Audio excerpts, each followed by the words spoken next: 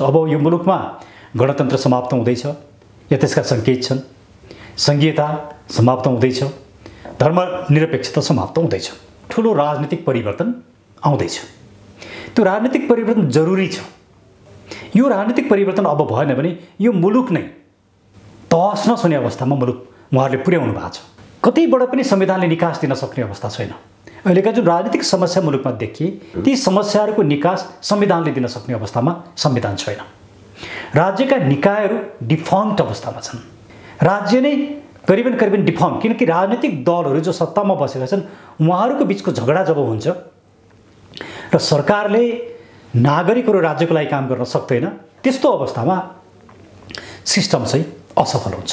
मुलुकलाई यो गम्भीर अवस्थामा पुर्याउने काम यो 32 वर्षसम्म शासन गर्नेहरूले यो अवस्थामा पुर्याए। आज मुलुकको जीडीपी कति कमजोर भएको छ, मुलुकको व्यापार घाटा मुलुकको बजेट बराबर छ, यो कति डरलाग्दो छ। यी सम्पूर्ण कुराहरूले गर्दाखेरि सिस्टमै चल्न नसक्ने अवस्थामा पुग्यो। जब सिस्टम चल्दैन, संविधानले काम गर्दैन, राज्यका निकायहरू काम गर्न सक्दैनन् भने अब पनि यो सिस्टमै छ, गणतन्त्रै छ, अब पनि गणतन्त्रले नै मुलुकलाई फाइदा दिन्छ, संघीयताले नै फाइदा गर्छ भनेर त्यो न्यारेटिभ्स दिनु चाहिँ अर्थात् गणतन्त्र, संघीयता, धर्मनिरपेक्षता सङ्कटमा पर्यो भन्नु चाहिँ गलत कुरा। यो सङ्कटमा पर्नै पर्छ, अब मात्रै मुलुकको निकास आउँछ। यो सङ्कट जरुरी थियो, तर मुलुकलाई यो दुर्दशामा जुन पुर्याउनु पर्ने, त्यो दुर्दशामा पुर्याउने कामको जिम्मेवारी उहाँहरूले लिनुपर्छ। उहाँहरू सबै विदेशीबाट सञ्चालित हो भन्ने कुरा त प्रमाणित भयो नि। आज मुलुकको यो सङ्कट विदेशीबाट मुलुकलाई सञ्चालित गर्ने, विदेशीबाट नेताहरू सञ्चालित हुने, विदेशीबाट दलहरू सञ्चालित हुने जुन अवस्था सृजना भयो त्यसको जिम्मेवारी कसले लिने? त्यो कसले गरेको हो? राजाका थुप्रै कमी कमजोरी हुन सक्छन्, भयो होला, तर जब राजा मुलुकमा हुन्छन् विदेशीहरूले यस किसिमको नाङ्गो हस्तक्षेप गर्ने र विदेशीहरूको यस किसिमको नाङ्गो खेल मुलुकमा हुन सक्दैन थियो। अब हामीसँग चोइस, विदेशीहरूको यही किसिमको खेल र हरकत सहने कि हामीले हिजोका कमी कमजोरी हटाएर 21औं शताब्दीको राज संस्थाको रूपमा संविधानभित्र बस्ने, संसदभित्र बस्ने, नागरिकको कित्तामा बस्ने, नागरिकको कित्तामा बस्ने भनेको के भने संसदभित्र बस्ने भने हो, त्यस किसिमको राज संस्था ल्याउने। अब हामीसँग यिनै दुईटा विकल्प मध्ये आफू सत्तामा बस्नको लागि विदेशीलाई रिजाए पुग्ने र विदेशीहरूको नाङ्गो चलखेलमा सत्ता कब्जा गर्ने अहिलेको जुन राजनीतिक माहौल र समस्या छ, यसैलाई जीवन्तता दिने हो भने मुलुकको सार्वभौमसत्ता, राजनीतिक स्वाधीनता र अखण्डता बाँकी नै रहँदैन। कि त हामी यो चोइसमा जानु पर्यो, त्यही कुरा ठिक छ भने त्यसैलाई छान्नु पर्यो। यदि होइन, यो कुरा गलत हो भने हिजोका गल्ती कमी कमजोरीबाट सच्याउने गरी मुलुकलाई केन्द्रमा राखेर विदेशीहरूको हस्तक्षेपलाई रोक्नकै लागि पनि अब राज संस्थाको जरुरी भइसक्यो। अब राज संस्था बिना यो मुलुकको राजनीतिक भविष्य सङ्कटमा जान्छ भन्ने कुरा बुझ्नुपर्छ। म राज संस्था भनेर किन भनिरहेको छु भने म आफै हिजो गणतन्त्रको लागि फाइट गरेको व्यक्ति हो, म गणतन्त्रको लागि जेल बसेको व्यक्ति हो, तर मेरो गणतन्त्रले अब मेरो मुलुक बचाउन नसक्ने भयो। मलाई गणतन्त्र ठुलो कि मुलुक ठुलो? मेरो मुलुकै नरहने अवस्थामा मलाई किन गणतन्त्र चाहिन्छ? गणतन्त्र त त्यो बेला चाहिन्छ जहाँ मुलुक बच्छ, मुलुकमा वैदेशिक हस्तक्षेप हुँदैन, मुलुकको सार्वभौमसत्ता जोगिन्छ, पिपुल साँच्चैकै इम्पावर हुन्छन्, अनि नै गणतन्त्र चाहिने हो। गणतन्त्रका यी सबै भ्यालुजहरू जे कारणले गणतन्त्र चाहिन्छ भन्नेको थियो, ती सम्पूर्ण कारणहरू समाप्त भए। गणतन्त्रको औचित्यता समाप्त भयो। जुन कारणले गणतन्त्रको जस्टिफिकेसन गरिन्थ्यो त्यो जस्टिफिकेसन नै समाप्त भयो भनेपछि अब मुलुकलाई परिवर्तन गर्नुको विकल्प छैन। परिवर्तन चाहिँ सङ्कट हो भन्ने जुन उहाँहरूले मेसेज दिइरहनु भएको छ, परिवर्तन सङ्कट होइन, परिवर्तन आवश्यकता हो। परिवर्तन मुलुकको जीवनमा जरुरी भयो। त्यसैले उहाँहरू यो जुन पुरातनवादी शक्ति हुनुहुन्छ, यो पुरातनवादी शक्तिलाई समाप्त पारेर नयाँ सोचका साथ हामी जस्तो शक्ति अब अगाडि आउनुपर्छ। अब मुलुकले मागेको त्यही हो। सडकबाट पनि आन्दोलन गर्नुपर्छ र निर्वाचनमा गएर पनि यी भ्रष्टहरूलाई हराउनुपर्छ। हामी निर्वाचनमा नजाने यिनै भ्रष्टलाई चाहिँ हामीले निर्वाचनको फिल्ड छोडिदिने अनि उनीहरू नै फेरि सत्तामा आउने अनि हामी चाहिँ सडकमा मात्रै कराउने गर्दाखेरि भ्रष्टाचार अन्त्य भएन। यो मुलुकको आवश्यकता भारतले निर्क्युल गर्ने होइन, यो मुलुकको आवश्यकता चीनले निर्क्युल गर्ने होइन, यो मुलुकको आवश्यकता अमेरिका या ब्रिटेन या युरोपियन युनियनले निर्क्युल गर्ने होइन। यो मुलुकको राजनीतिक आवश्यकता हामी नेपालीले निर्णय गर्ने हो। आजसम्मका सबै राजनीतिक परिवर्तनहरू विदेशीहरूको इसारा, निर्देशन, निर्णय, सहयोगबाट भए। अबको परिवर्तन पुरै स्वी जेनेरिस आफ्नै मौलिकतामा आधारित अबको परिवर्तन जरुरी छ। अब पनि हामीले भारतले परिवर्तन गर्देला, फलानाले गर्देला भन्ने अपेक्षामा रह्यौँ भने मुलुक झनै बेसी समस्याग्रस्त बन्दछ। त्यसले आज हामी प्रत्येक नेपाली नागरिकको पहिलो कर्तव्य के हो भने मुलुकका सबै राजनीतिक दलहरू असफल भए, आजसम्म सत्तामा बसेका सबै नेताहरू असफल भए। अब नयाँ राजनैतिक नेतृत्व र दल खोज्ने हो, त्यसले मात्रै मुलुकलाई निकास दिन सक्छ। देशबाट नै परिवर्तन हुनुपर्छ, त्यसमा विदेशी शक्तिको प्रभाव र लगाव हुनु हुँदैन भन्दै गर्दाखेरि भू राजनीतिले गर्दा पछिल्लो समय के पनि खुलेर आएको देखियो भने विज्ञहरू के भन्दछन् भने नेपालमा परिवर्तन चाहिँ हुनुपर्ने हो, समय घर्केकै हो, यसभन्दा अगाडि नै हुनुपर्ने हो। तर विशेष गरी नेपालमा राजनीतिक परिवर्तनको महत्त्वपूर्ण बागडोरको रूपमा रहेको भारत, त्यहाँ भारतमा दुईटा खेमा छ। एउटा हिन्दू राष्ट्र र राज संस्था नेपालमा फर्काउनुपर्छ, त्यो फर्कायो भने नेपाललाई पनि त्यसले हरेक दृष्टिकोणले चाहिँ सहयोग, सपोर्ट, सुरक्षा हरेक दृष्टिकोणले त्यसले मद्दत नै पुग्छ भन्ने एउटा तबका। अर्को तबका जो कांग्रेस आएको त्यसले चाहिँ नेपालमा हिन्दू राष्ट्र र राज संस्था चाहँदैन, नेपालमा धर्मनिरपेक्षता र गणतन्त्र नै कायम रहोस् भनेर भन्छन्। यी दुई बीचको टकराव, बाह्य शक्तिहरूको टकरावले गर्दाखेरि नेपालमा परिवर्तन ढिलो भइरहेको छ भन्छन् नि। कुरा के हो भने भारतले नेपाललाई हेर्ने जुन नेरुवियन डक्ट्रिन छ त्यो डक्ट्रिन नै भारतको गलत भयो। त्यो कुरा भारतीयहरूले पनि बुझ्नुपर्छ, बुझेका छन् भन्ने मलाई लाग्छ। त्यो 1950 को छिमेकीहरूलाई हेर्ने इन्टरनेसनल पोलिसी अब काम लाग्दैन। इन्टरनेसनल लमा, इन्टरनेसनल डिप्लोमेसीमा धेरै ठुलो परिवर्तन आइसकेको छ। त्यसले भारतको पनि हित केमा हुन्छ भने नेपालमा हुने प्रत्येक गतिविधिहरू स्थायित्वको पक्षमा हुनुपर्छ। नेपालमा भएको स्थायित्व र समृद्धिले मात्रै भारतको हित हुन्छ। नेपालमा राजनीतिक रूपमा अस्थिरता भए, टेरोरिस्ट एक्टिभिटिजहरू हुन थाल्यो भने त्यसको सबभन्दा ठुलो असर भारतलाई पर्छ। त्यसैले राज संस्था यता हिजोको राजालाई फालेर, हिजोको राजतन्त्रलाई फालेर भारतले अहिले पश्चाताप गर्नु स्वाभाविक हो। किन भारतीय रिटायर आर्मीका विभिन्न व्यक्तिहरू र विश्लेषकहरूले त्यो कुराहरू बोलेका देखिन्छन्। र भारतले हिजो नेपालको राजा फालेको हो भन्ने कुरा त विभिन्न डकुमेन्टहरूले देखाइसकेको अवस्था छ। त्यसले हिजोको परिप्रेक्ष्यमा जसले जहाँ जहाँ गल्ती गरे आज सबैले महसुस गर्नुपर्ने बेला भइसक्यो। भारतले पनि त्यो कुरा महसुस गर्ने बेला भइसक्यो। भारतले गरेको छ कि छैन मैले भन्न मिल्दैन, भन्न सक्दिनँ म। तर यदि भारतले अब पनि महसुस गरेन भने it will be too late. किनकि भोलि कुनै पनि कारणले नेपालमा हुने गतिविधिहरू राजनीतिक रूपमा अस्थिर भयो भने त्यसले भारतलाई पनि असर गर्छ। किन असर गर्छ भने अबको भारत भनेको अबको दुनियाँलाई पोलिटिकल्ली मात्रै हेर्न मिल्दैन। अबको दुनियाँ भनेको इकोनोमिक पर्सपेक्टिभबाट हेर्नुपर्छ। भारत र चीनको व्यापार कनेक्ट गर्दाखेरि मात्रै भारत र चीनको समृद्धि हुन्छ र उनीहरू ग्लोबली पावरफुल इकोनोमी हुन्छन् र पोलिटिकल एरेनामा पनि पावरफुल हुन्छन्। त्यसको लागि नेपाल चाहिँ कनेक्टिङ फ्याक्टर हो।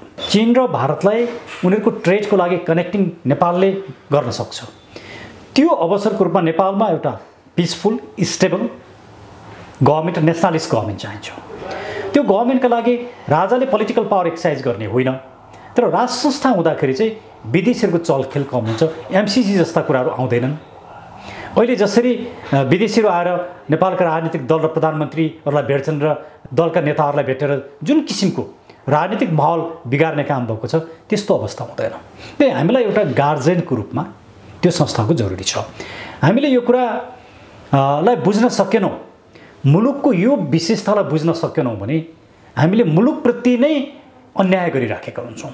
त्यसले क्वेसन आफ्नो इन्ट्रेस्टलाई हेरेर, मेरो फाइदालाई हेरेर, प्रत्येक व्यक्तिले आफ्नो फाइदालाई हेरेर कुरा गर्ने बेला अब गइसक्यो।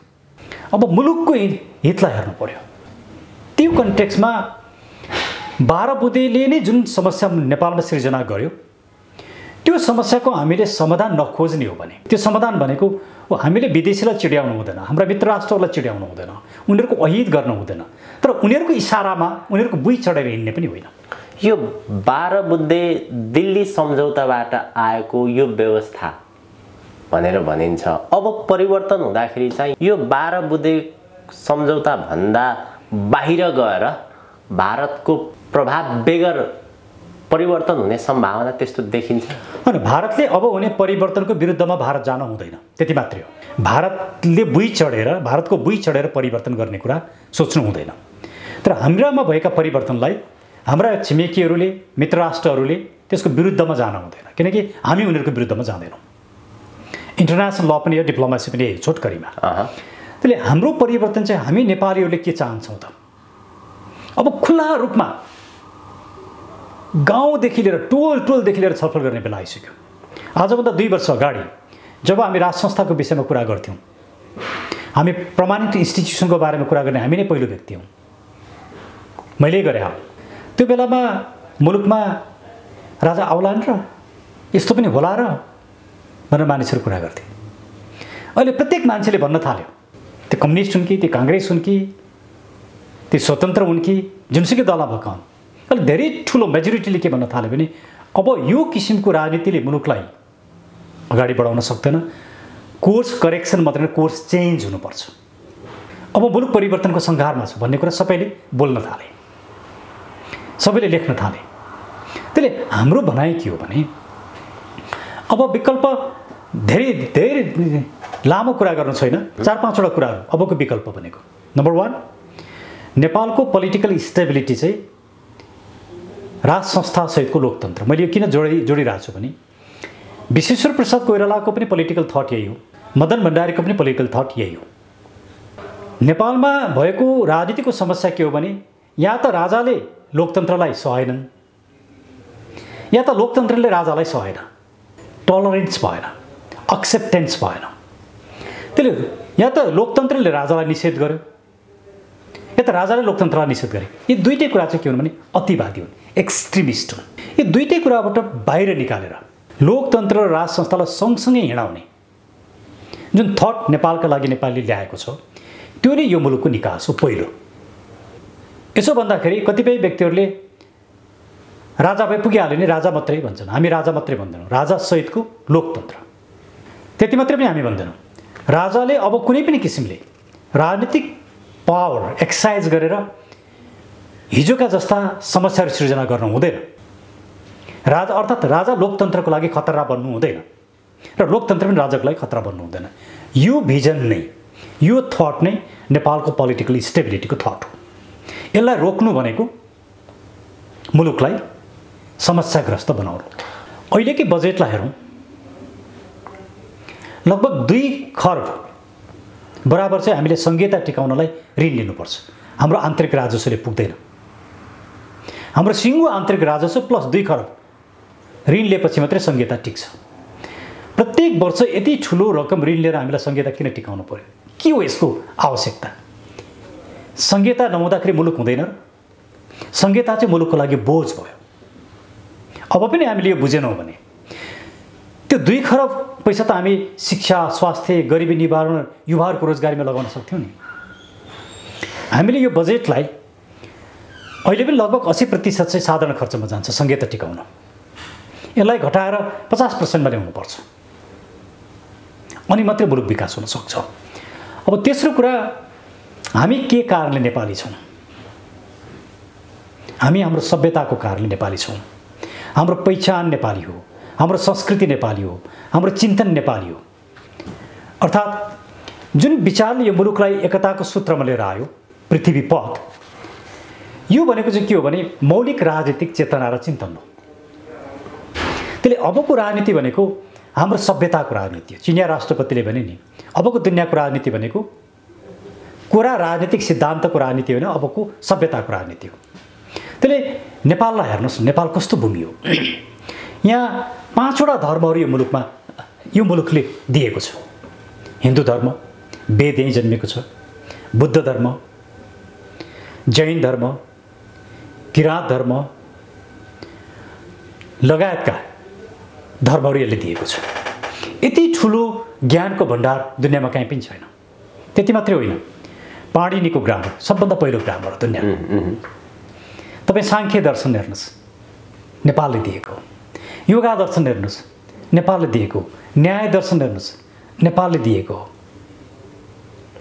यति ठुलो दर्शन दिने मुलुक, यति ठुलो ज्ञान दिने मुलुक, त्यो चेतना र त्यो चिन्तनलाई हामीले एउटा मौलिक राजनीतिक चेतना र चिन्तनमा लगाउन सकेनौँ भने मुलुक अस्थिर हुन्छ।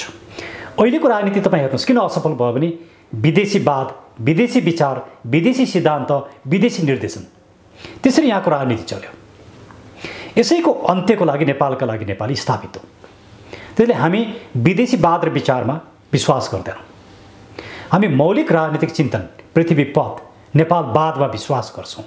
त्यसले अबको यो मुलुकलाई कसरी निकास दिन्छ भने त्यो नेपालका लागि नेपाली मात्रै हो। यसो त अब क्लियर हुन के जरुरी छ भने अब किता काट हुन जरुरी छ। विचारको विषयमा, सिद्धान्तको विषयमा, नेपालका लागि नेपाली पार्टीको विषयमा, अभियानको विषयमा लामो समयदेखि यहाँहरूले आफ्नो धारणाहरू प्रष्ट रूपमा राख्दै आइरहनु भएको छ। जनताले पनि बुझेका छन्। विशेष गरी महत्त्वपूर्ण सवाल चाहिँ के छ भने परिवर्तन कुन माध्यमबाट, पहिलो कुरो। दोस्रो कुरो, राज संस्थाप्रति तपाईँहरूको जुन प्रकारको सिद्धान्त धारणा छ, राज संस्थाप्रति अलिक बेग्लै प्रकारको धारणा राख्ने पनि व्यक्तिहरू छन्। जस्तै राजालाई एउटा सीमित अधिकारभित्र मात्र राखिनु हुँदैन, केही अधिकार चाहिँ दिनुपर्छ राज संस्थालाई। होइन भने मूर्तिका रूपमा, एउटा संस्थापकका रूपमा मात्र राजाले ल्याउने हो भने त्यसको कुनै त्यो अर्थ हुँदैन। त्यो नबुझ्नेहरूले, राजनीति नबुझ्नेहरूले भनेको बनायो। राजा हेड अफ द स्टेट हुनु भनेको हेड अफ द स्टेटको अधिकार हुन्छ। राजाले पोलिटिकल पावर एक्सर्साइज गर्नु भएन भनेको हामीले। ठिक छ, परिवर्तन चाहिँ कुन माध्यमबाट, कसरी हो? दुईटा माध्यमबाट। एउटा आन्दोलनको माध्यमबाट, शान्तिपूर्ण आन्दोलन र विद्रोहको माध्यमबाट एउटा परिवर्तन। अर्को परिवर्तन इलेक्सनको माध्यमबाट। इलेक्सनका माध्यमबाट अहिले सत्तामा भएका सम्पूर्ण भ्रष्टहरूलाई, कोभिडमा पनि कमिसनको खेल गर्नेहरूलाई नहटाउने हो भने मुलुक ज्यादै ठुलो पीडामा फस्छ। त्यसैले इलेक्सनको माध्यमबाट यिनीहरूलाई हटाउने र संविधानलाई नै आमूल रूपमा परिवर्तन र परिमार्जन गरेर हाम्रा एजेन्डाहरू स्थापित गर्ने।